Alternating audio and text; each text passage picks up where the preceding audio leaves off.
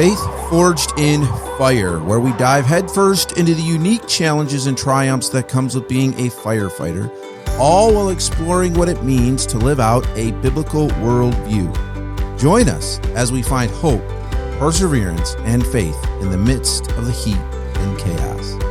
Welcome to the podcast.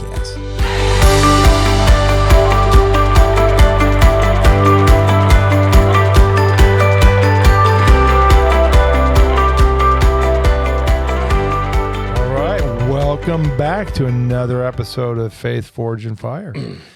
So thankful to have you. He sounds excited. Oh, I am excited. It is pretty early on a Friday. I haven't had my morning. I haven't had my cup of red flannel coffee company. Oh, that's yet. on you, man. I know. I thought, how much coffee I have in my house? Still, I got like bags. I'm like giving away because you can't get it open.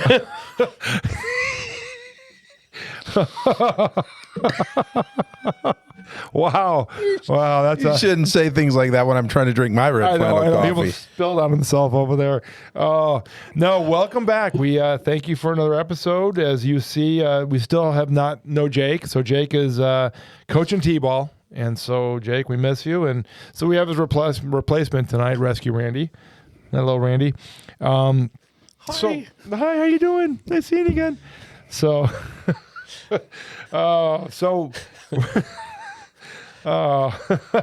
oh man, Train wreck, aisle 3. It gets worse as the month goes on. I know. It is. It's been a long month recording all these. It's almost June. It's almost June. Woo, boy. Well, let's dive into our topic today. We're going to keep on the leadership. The leadership train here. Last week we spoke a little bit about leadership and in the positions of a fire chief and a pastor, and some of the positives and negatives and misconceptions. And so this week we wanted to kind of take a little bit different of an angle here, and stick it really more with the Firehouse, but really, it was kind of, we're going to talk about from rookie to leader, and really just lessons in the Firehouse. And where does leadership start in the Firehouse? Does it start with the helmet, the bars? The bars on the starts when you're hired. That's what we want to talk about, right? Because as people that are in the fire service, or I would say people that are not in the fire service, they see a different color helmet, and they see, that generally they probably understand that the white helmet is, the big head honcho, and then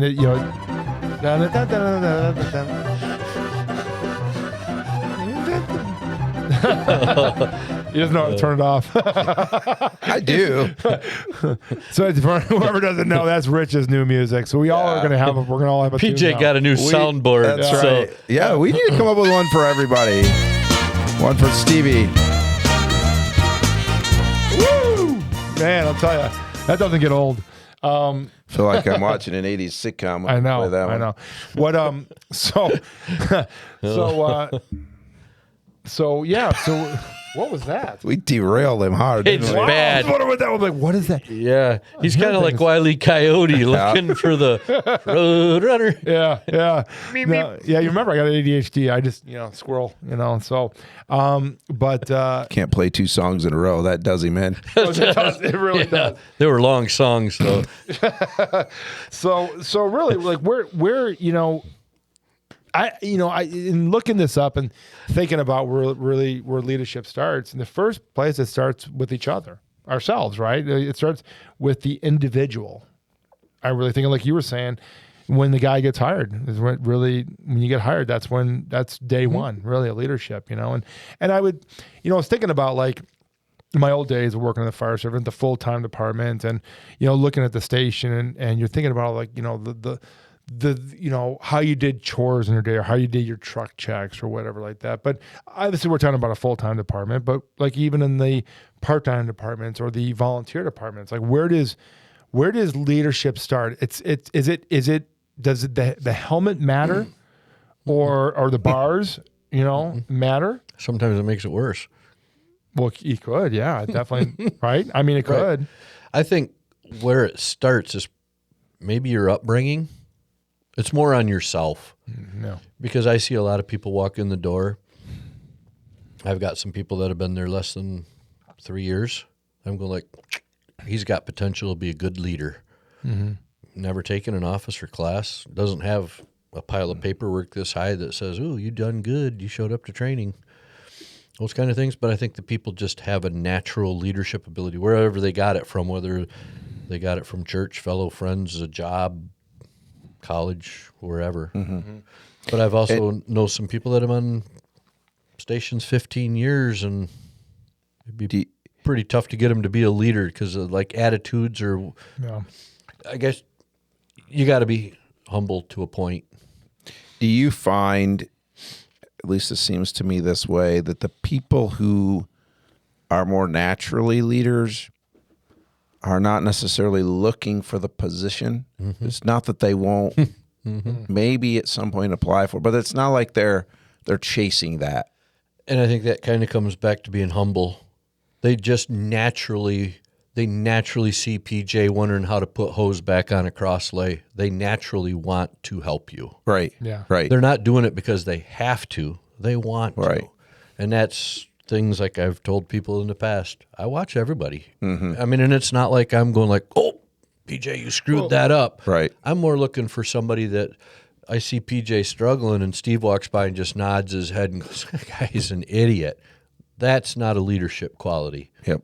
Well, and I guess let's back this up too. Let's define leadership. What is leadership in the fire service, right? I mean, I guess we have to have some kind of definition so people really understand. Like, what are we talking about here? Are we talking about just someone that can be looked up to, someone that coordinates? I'm trying to think of like what would be like really to start off the conversation. How do we just define that? I guess in a sense. That would be pretty hard. I mean, just to sit right down and write it out. But I guess for me, it would be like the willingness of a person to put aside whether it's their own growth or their own selfishness and be able to just stop and help somebody else become better. The betterment of the actual organization. Right. And now, granted, you may not, BJ might be off to go do something, and he stops and helps you. Well, he's putting his own. I mean, there's of course, somebody's going to go like, "Oh my Lord, if the IC told you to do it, you got to go do it." Well, there's a lot of times leadership quality is just as simple as Steve looking for a scene light, PJ's grabbing extrication tools, and you're going like, "Where are the scene lights?" PJ has an opportunity right there. He can take this negative and say, if you're too stupid to know, then not my problem. I don't have a helmet or brass on mine. I could care less if you know where it is. Or he could just take a second and say, these are where the scene lights are. So that's kind of... But I think it goes, and this is why it's so hard, because I would agree with Rich when you ask that. It's hard because it goes beyond just that. It's also learning, being teachable, soaking it up, because at some point you're going to be forced to make a decision without somebody else there. Especially on a department, smaller department like our size, it is not unusual for me to run a call, maybe be the only guy, but at least run without an officer. Full-time departments sometimes don't understand what that means. Yeah. I was talking to a guy that really changed my perspective a little bit from the full-time department that I'm a part of. And, as what we might call smaller paid-on-call departments, we look at those departments, at least I do. I look up to them. There's this like, wow, they run a lot of calls. They get to fight a lot more fire.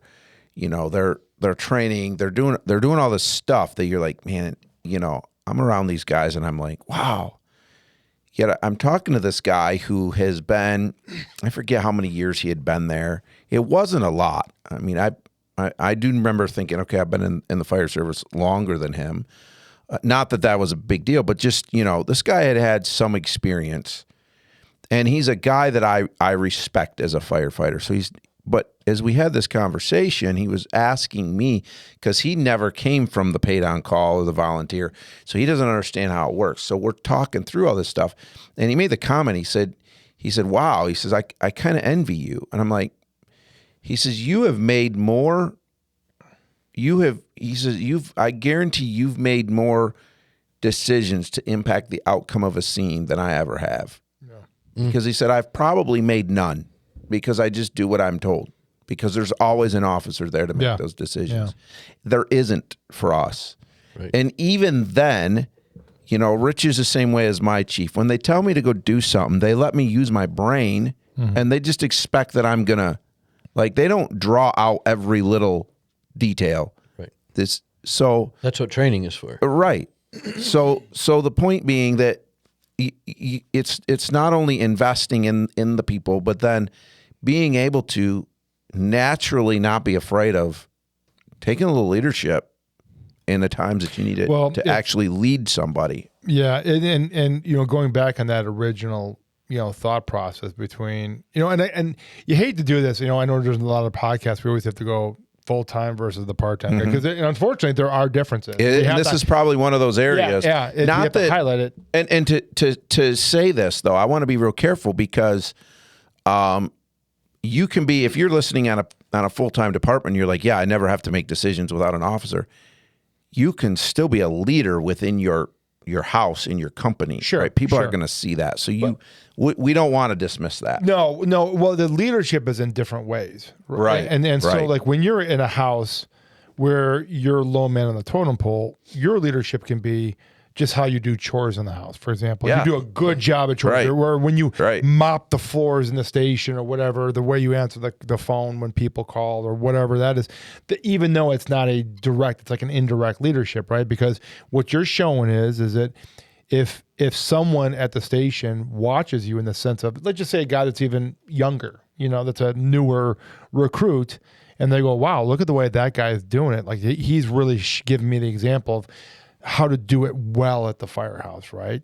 And then obviously you have the guys that are truly in leadership at the station, you know, the lieutenants or the captains or whatever like that run the house, and their leadership is a different type of leadership, right? It's on the calls and, you know, stuff like that. So, you know, I was thinking about, you know, talking about the full-time, and one of the things, and another thing that I think we kind of run into, like, especially in the full-time area, I got a chance at the department I worked at, in the area that I worked at, I got a chance to see the evolution of the guys from like being brand new, because I was around these like new recruit dudes, and these are guys, you know, they're saluting people and stuff because they're brand new and they're scared and they don't know what to do, and then all of a sudden they get a few years in the job and they get their stripes, and all of a sudden they start changing, like, you know, I'm a hot shot, you know, I got my stripes on now, and then there's that area of years where there's a potential of a leadership, and then you get into the guys that get salty.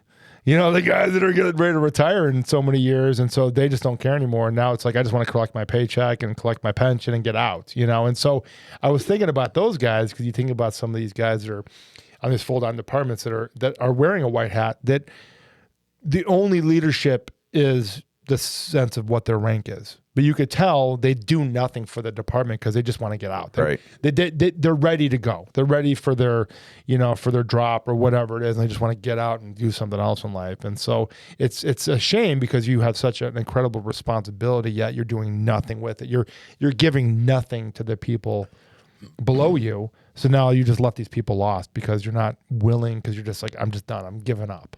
Right. Well, and I think that's an important part. We're talking about where does it start, but you asked Steve, does the helmet matter? And you know, Rich said no. And truth is, you can have two guys wearing a white helmet, and yes, they're in charge, but are they leading? Yeah. I think that's the thing, because there are people, we've probably all been in that with any kind of boss, right? But you do what they say because you have to, and you respect them. And, you know, like as a Christian, the Bible says I'm to respect those leaders. Even if I don't respect them, I'm to obey them, and I'm to show them respect because God has put them there. But there's some that we would follow. You know, everybody's been there, but there's some that you would follow. You know, I mean, you're gonna follow them to the death. And then there's others that you're like, all right, you know, I've obeyed because I have a responsibility to do what you've told me to do, but we're not going any farther, because you're just You don't care about me. You don't care about my safety. Yeah. It's interesting because I see in the full-time departments that the full-time, when I'm, hanging around in the firehouse with them, you can tell what kind of leader also the officer is. The whole firehouse reflects that. Yeah. Yeah. Was it, I think it was in the last episode that you talked about, Rich, you talked about helping the people, hey, when my people are in the store, whether they have a fire department shirt on or not, are they going to help?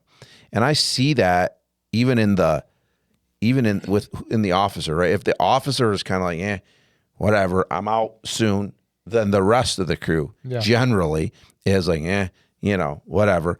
But when the officer is the guy that's always going the extra mile for anybody, whether it's his people, whether it's the department, or it's the community, the rest of the crew generally goes the extra mile for the others, the department, the community. Right.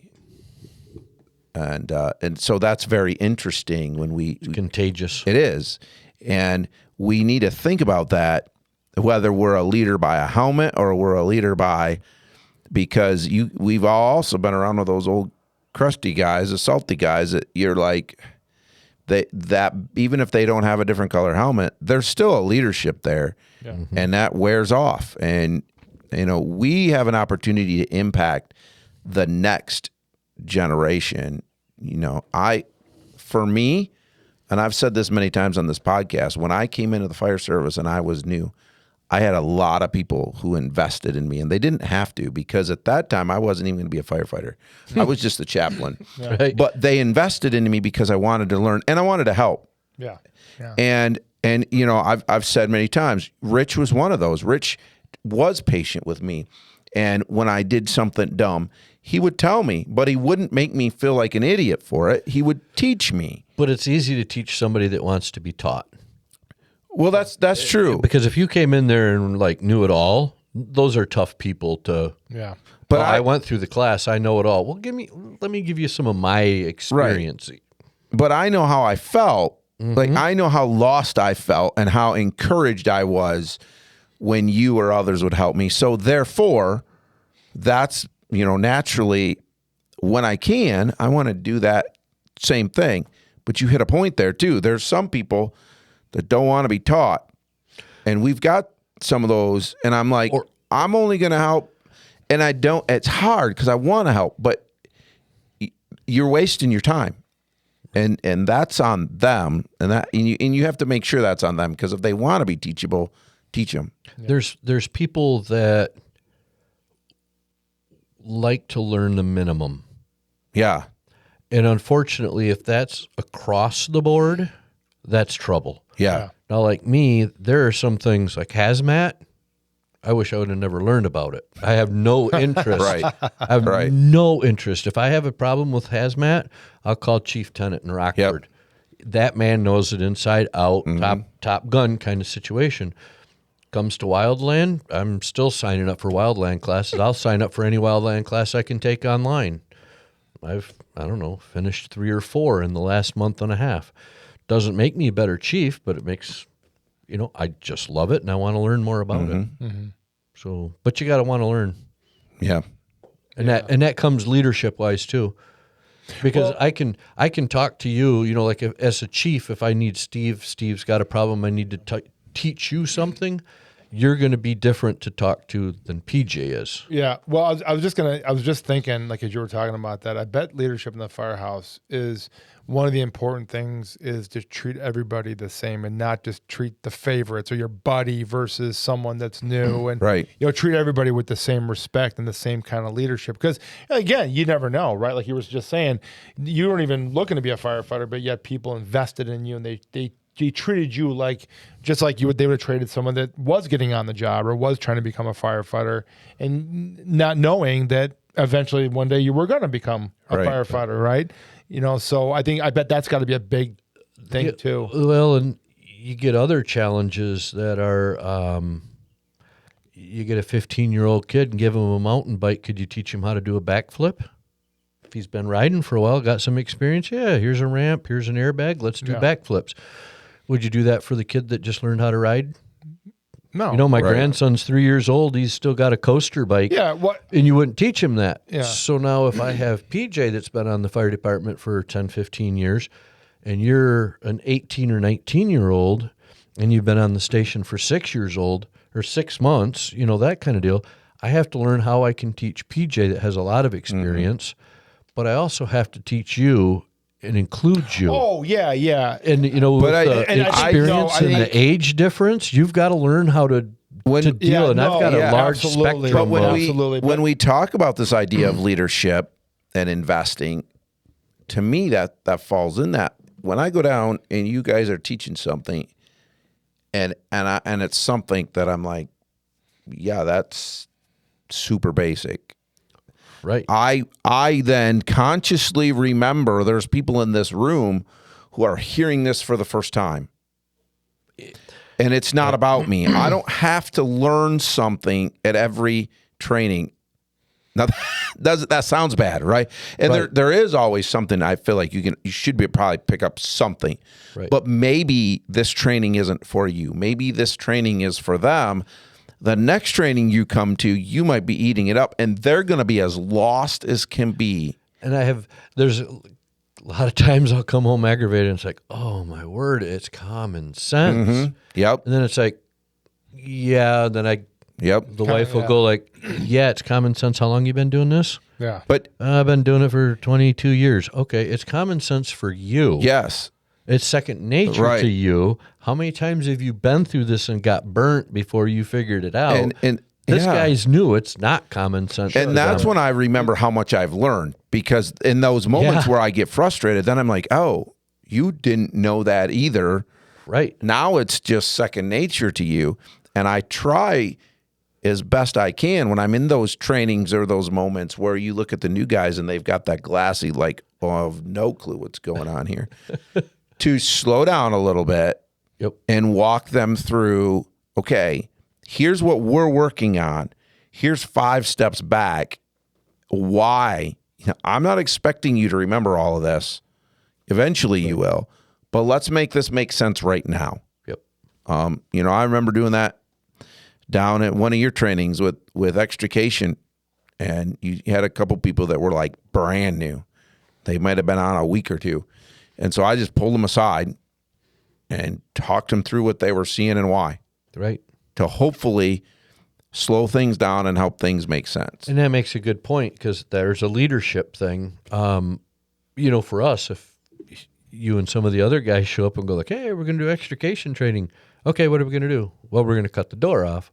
Well, you go in and you automatically go for a squeeze to get the hinges to show and pop it. And it's like, okay, the next car, I'm going to do that. It's like, no, what are you doing? You know, that door was peeled off back here. Go for go for the latch. So to sit back, you and I know that. Common sense. Mm-hmm. You know, we just walk up to the car and we've already got a plan. Well, somebody that's new, it's great to have somebody sit back and go, okay, now look at this car.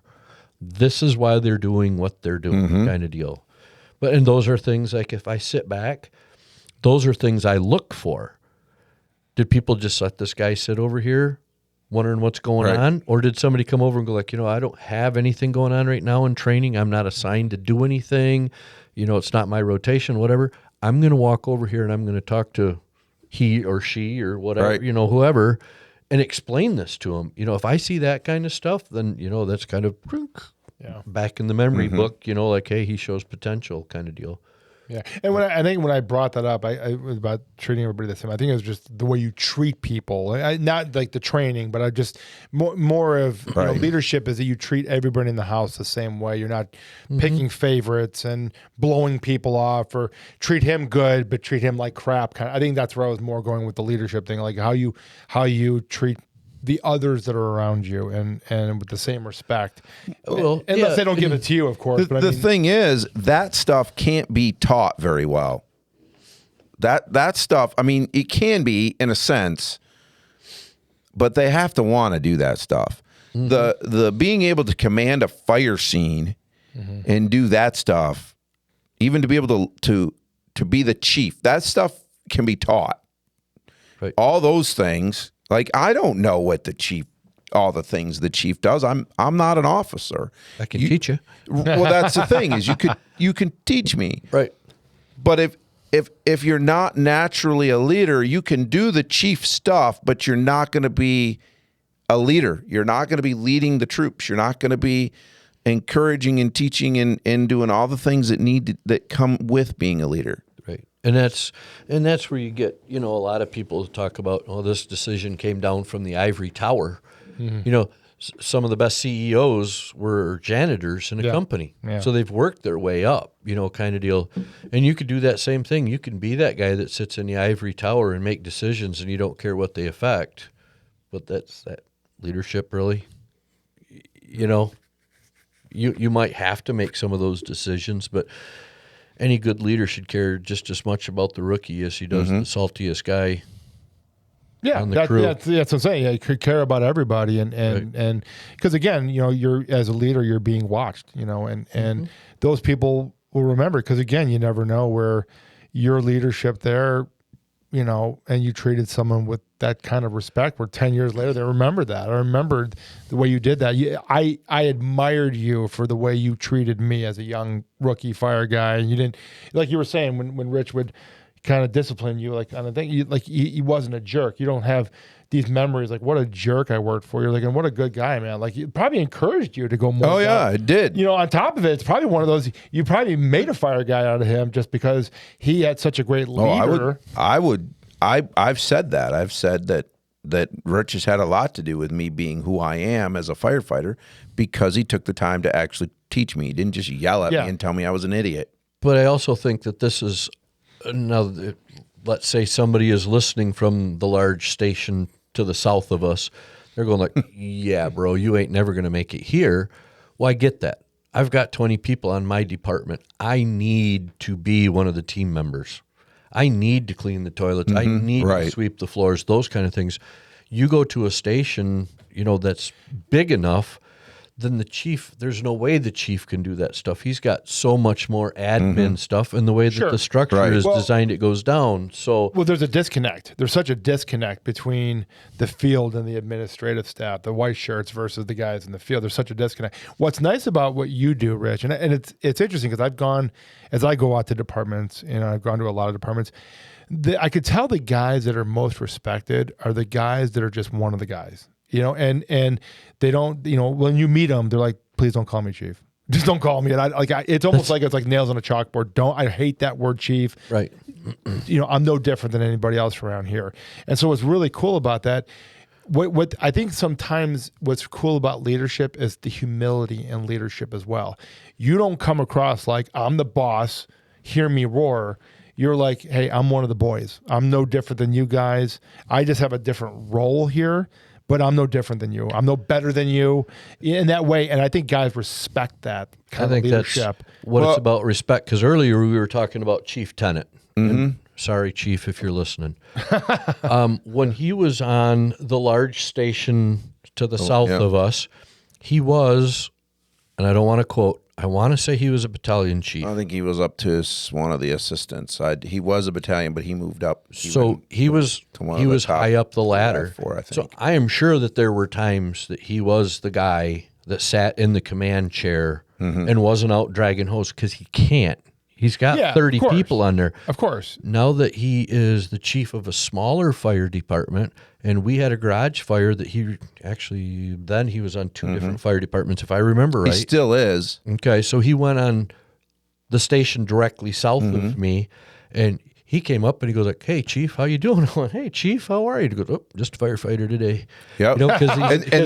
That's the thing with him, by the way. He'll tell me that. He'll say, "Oh, I just get to go have fun with the other department," and he means it. Like, there's some people that if you had another chief, just like me as a pastor, if I had another pastor that started coming to my church, you're like, "Oh," because they want to be in charge. But not him. He just wants to go do what he loves to do. But he is so respected at the other department south of us to this day, and he's retired from there. He's mad respected. And the crazy thing is, I think he's humble enough to kind of like probably not really realize it. Yeah. He's just that kind of, right. And he's one of those people that you want to talk about leaders. I've never worked with him. I mean, we've had him come in and do our trainings with that nasty hazmat stuff that he loves. But there's a leader. I've never worked for him. He's never worked for me. I've never gotten a paycheck from the same place he has, but I respect him like a leader. Yeah. Absolute mad respect for the man. And here's the thing, too. We talk about leadership. So he's one of those guys that you can talk to him and have just a regular conversation with him. Oh, yeah. When he's teaching, he wants to make sure you're learning. But I have seen him have to... No, we just lost the camera. We must have ran out of room or something happened. But anyways, you can still listen. I've seen him kind of crack down on people.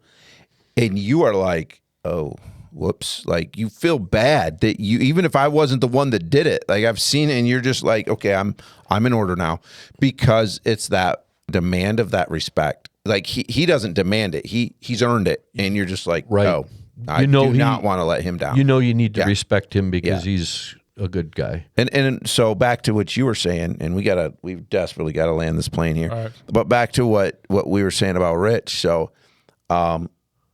you know, you go to his department, and at least most of the people I see talking to him, they call him Rich. Mm-hmm. And Rich, he doesn't take that as it's not a sign of disrespect.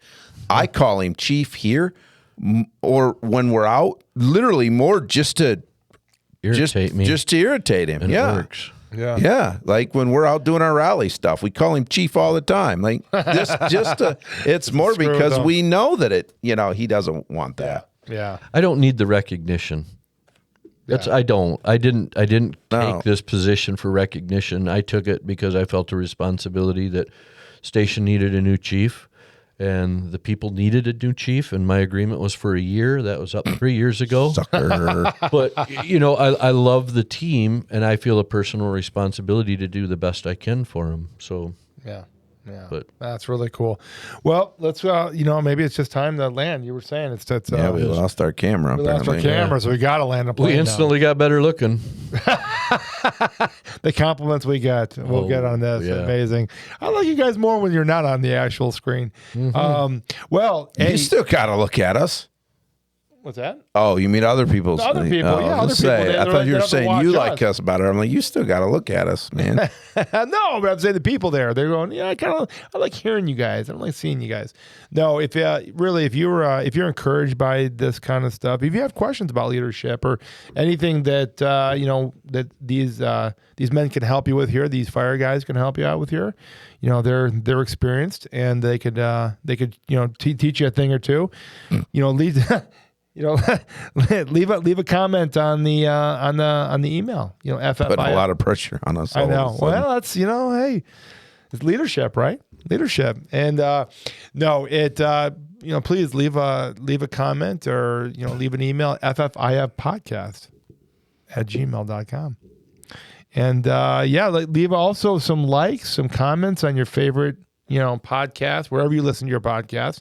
Let us know what you think. And help support us here in the sense of just sharing this with people that you love and that would like to get a good podcast, laugh a little, cry Find a us little. on social media, too. We don't ever talk about that. Hardly ever. That's true. We do have social media, Facebook, too. YouTube, Facebook, Instagram, and everywhere else you listen to podcasts, as you've already said. Yeah, please. I listen in my car. Yeah, I gotta show you guys a picture I got over the weekend from a friend of mine. We're Mayday fuel on the airplane. Oh, is it really? Okay, Mayday it is. All right, I gotta let you guys go. Hey, no, honestly, let us know what you need and write us, and also too, go to redflannelcoffeeco.com. Get your favorite coffee. Rich is like, I'm done. Get 30% off your order. So thank you so much, and we'll see you next week. Take care.